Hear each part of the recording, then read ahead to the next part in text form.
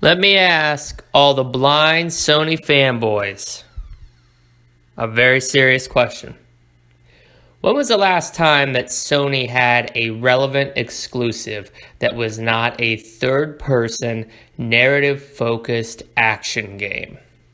You don't hear about them. Do you want to know why? It's because they're pigeonholed. Their entire first-party studio lineup knows how to do one thing: third-person, story-heavy, narrative-driven action games. That's it. They don't know how to do anything else. And because they're so pigeonholed into this one exclusive genre, you will never ever see them branch out of it. The few times they have failed abysmally and commercially. Let me tell you about a recent Sony game that I personally was excited for. That was Dreams. You think Dreams sold well? No, it fucking did not. All right.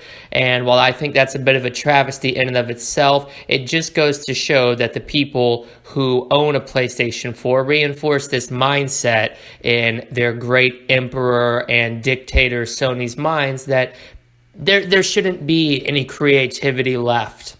All right. So we're going to milk franchises with sequels that don't need sequels, such as The Last of Us, and give you more narrative heavy, barely any gameplay, third-person action games, because that's all our audience wants.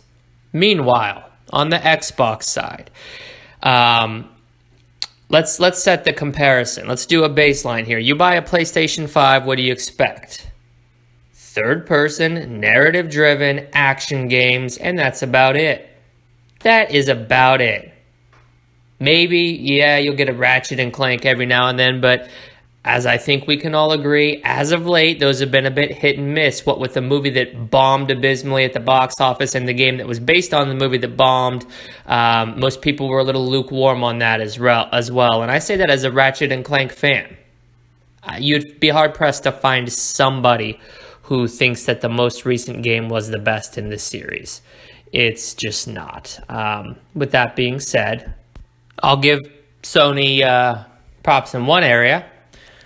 They have attempted to make racing games before and failed. Gran Turismo hasn't been relevant in 10 years. Anybody remember Mod Nation Racers? That flopped after one entry and a stupid little spinoff. Sony has cornered their section of the market and they're beating it to death now because Microsoft has them on the run. Sony is relying on old franchises. They're bringing back games like The Last of Us that don't deserve to be brought back for unnecessary sequels that have no business existing in the first place. It's pathetic. Now, you buy yourself an Xbox Series X, what are you getting? Well, you're getting a varied and diverse platform full of all kinds of games, right? So, over on the Xbox side, we don't have just narrative-focused third-person action games with heavy-handed stories and barely any gameplay. That's Sony's market. We'll let them have that. What we have over here now, guess what? If you are into third-person narrative-heavy action games, we have the new Hellblade for you. Some of you Sony guys are going to you'll be able to find your niche right there, all right? Because we have them too. But beyond that, let's say that you actually want to play a game with good gameplay. You cannot go wrong with Gears of War or Halo, both in not the original developer's hands, but very capable new hands. Gears 5, excellent. Halo 5, bit of a misstep, but Infinite looks very, very intriguing and promising. And with that being a launch title, I'm confident. And they would not put that as a launch title if they weren't confident as well. But it doesn't even end there, my friends. All these studios that Microsoft has bought up, well, they are not all focused on third-person narrative action games. In fact, quite a few of them are not. Obsidian in particular, I am thrilled that Microsoft now owns because they are arguably, I mean, you could make an argument for some other studios, but they're arguably one of the best modern RPG developers. And yeah, Sony guys, tell me about how you're going to feel about missing out on Outer Worlds 2. All right, that's got to sting a little bit, right? That right there, that would piss me off if I was a blind PlayStation 5 fanboy who jerked off to images of the Sony PlayStation 5 controller, their amazing controller. But I'm in the real world, and in the real world, we realize that the video game market is not cornered by narrative third-person action games. Doesn't even stop there. If you do prefer gameplay to story, Double Fine's got you covered.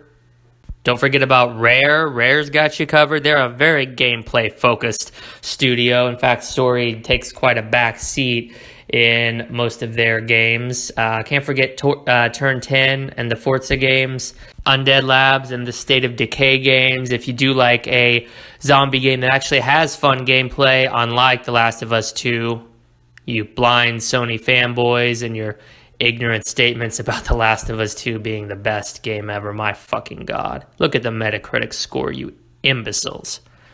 Point being, we realize on the Xbox side that video games go a little bit further than your heavy-handed, story-focused, barely a game games. I was very surprised because the Sony elite, the folks who stand by Sony and live, breathe, and die Sony and have pledged their allegiance to the PlayStation flag, they should have been a lot more on Quantic Dream's side, right? Because they have removed pretty much all the gameplay from the video game. Those are just straight up interactive movies, third-person interactive movies. That's really what the Sony guys are all about, right? Well, they let Quantic Dream slip through their fingers, and now Quantic Dream is going to be publishing games not just on the PC, where Heavy Rain, Beyond Two Souls, and Detroit Become Human have all already landed, but going forward, they have said that they're going to make games available on all platforms they possibly can. So congratulations, PlayStation 5 fans. You've lost a fantastic developer. I happen to like their games. You couldn't even hold on to them. It's another developer, gone. All of their exclusives now on the PC. Everything going forward going to be multi-platform. Just like Guerrilla Games with Horizon Zero Dawn. Death Stranding's coming to PC. What do you have left? What, Spider-Man Miles Morales? Your little 5-hour standalone DLC that's launching with the PS5? Listen to me. Listen to me right now, all you PlayStation 5 idiots. Halo Infinite is a fully fledged sequel in the Halo universe that is going to stomp the fuck out of Spider-Man Miles Morales. And speaking of Spider-Man Miles Morales, you know who the fuck owns Spider-Man Miles Morales? You know who makes that fucking game? Insomniac, who also released Sunset Overdrive, a game not on your system that was fantastic, arguably better than Spider-Man. On that note, Xbox fans, we're going to let the Sony fanboys cry a little bit over that last statement. See you guys later.